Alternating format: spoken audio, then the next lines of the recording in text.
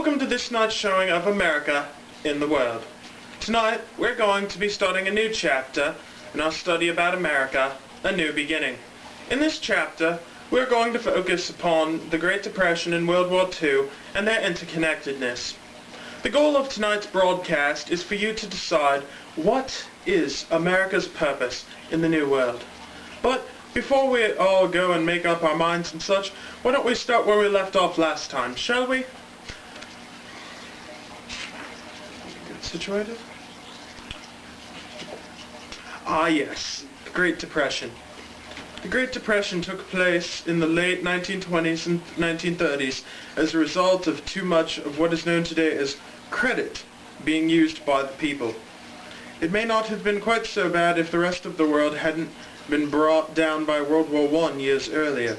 In an attempt to lessen the blow to the economy, imports were heavily taxed, which effectively shut down the world trade market as other nations did the same.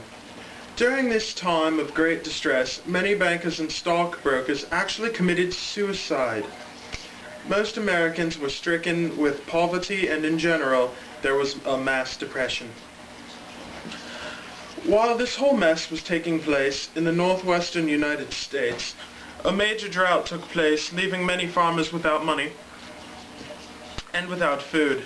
At this point in time, their only hope appeared to be California, which they took to like wildfire. Around the same time, Roosevelt came out with his New Deal. This New Deal created many jobs for the impoverished Americans and, as I view it, shifted the debt from the American people to the American government. All in all, America became a much more conservative nation, I believe. Oh, terribly sorry, but it appears we must have a short commercial break. Please, stay tuned and listen to this wonderful word from our sponsors. We'll be back shortly. Hello, I'm Little John, and here's the latest and greatest in stuff. Oh, hello. Welcome back. Hope you enjoyed the break with a quick word from our sponsors. Well, now, why don't we get off this depressing topic of the Great Depression and get on an international depressing topic about World War II. World War II was basically caused by the unfair treatment of the German people at the end of World War I. The humility they had to endure, admitting that they were the cause of the whole war, when they had been thinking that they were winning all along, just mind-bogglingly embarrassing. The Treaty of Versailles drove the German people into one of the deepest disparities that has ever been felt. They were tired, hungry, ashamed, angry, and in debt. A very troublesome situation. It's okay. The match to the fire came as Adolf Hitler, World War I veteran and leader of the Nazi Party. He offered quick relief to the German people, and they were given it, but not without consequence. After he was in power and had achieved absolute power, he began to take back and lost during World War I and gave the German people a group to shed their anger and hatred out upon, the Jewish populace. It's okay. It's just on camera. To his advantage, at least until he invaded Poland, France and Great Britain left him alone, or even helped him. Once Poland was invaded, both France and Great Britain decided to enter war with Germany. Okay. As time passed and the war waged, the United States began to fall victim to some side effects of the war.